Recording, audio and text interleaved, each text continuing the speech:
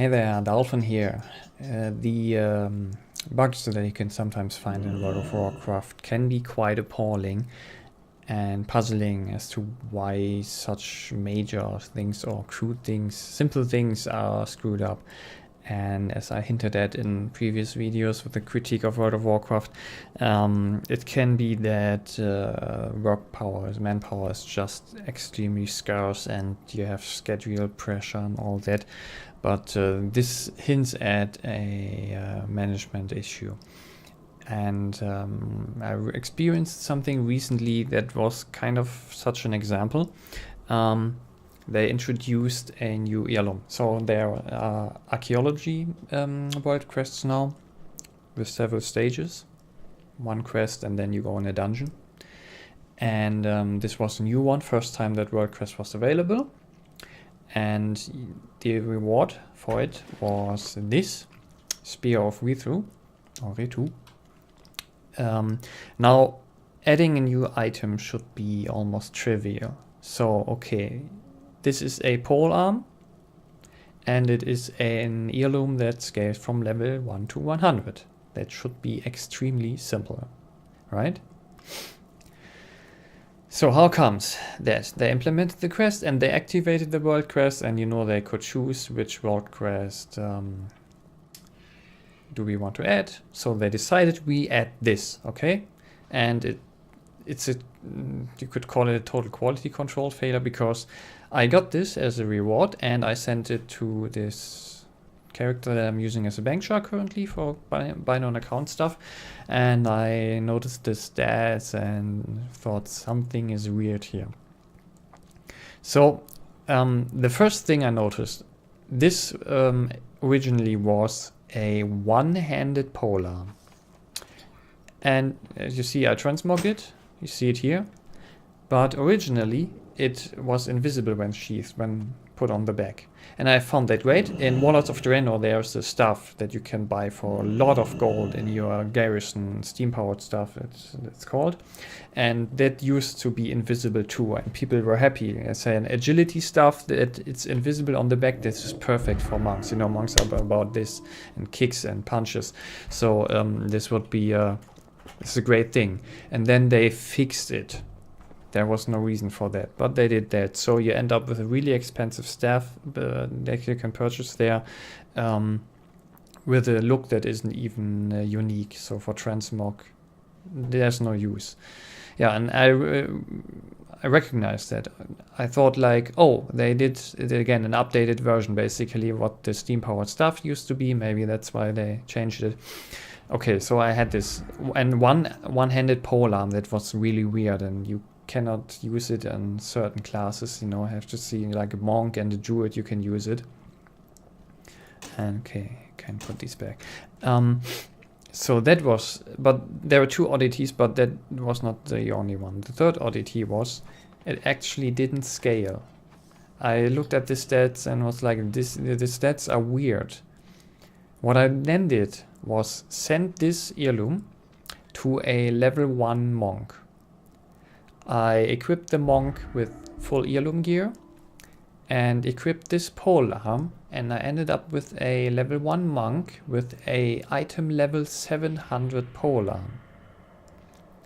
And I did some test duels again, and I easily defeated level 40 characters. Yeah. So, I mean, I don't even know how they managed to do that with a template of this is heirloom item type.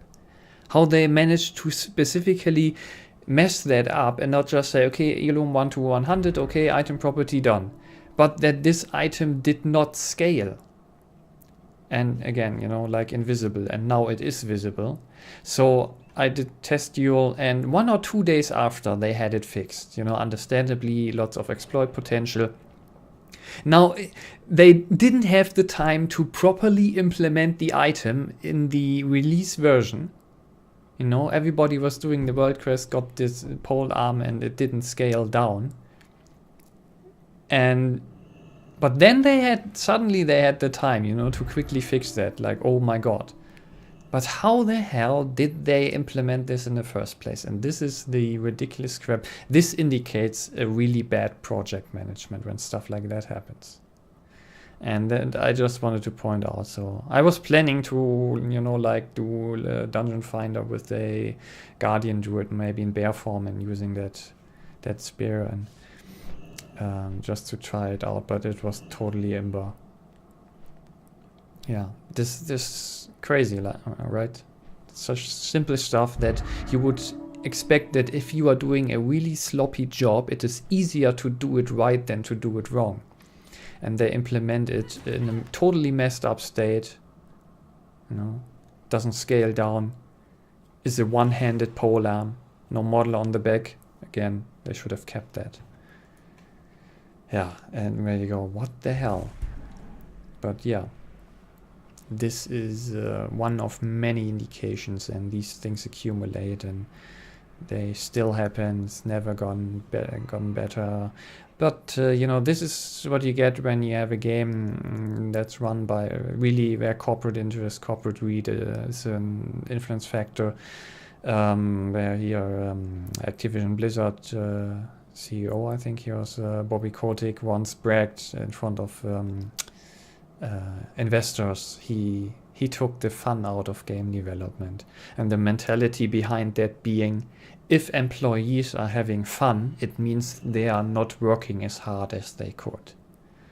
And that's messed up. Yeah, and that mindset, that can lead to weird shit happening. Or something that I wanted to make a guide about the Argent tournament dueling from past expansion. Yeah, I know. But yeah, there is some basic stuff that's messed up there, not working properly, never fixed. It's a Wrath of a Lich King expansion, okay? And there are obvious things. Never fixed. Never. Probably will never be fixed. And yeah. And that's really bothering me. And at some point I'm like, this is ridiculous. And symbolically doing this. Impacting my mood negatively. And, well, so that's why I'm looking into Star Citizen again lately, because this is Star Citizen is alpha stage, heavy development, and basically very early access, and it's not that worse than World of Warcraft sometimes. So when World of Warcraft Legion was just released, it felt like Star Citizen Alpha. But you just bought it, as a release version after the beta.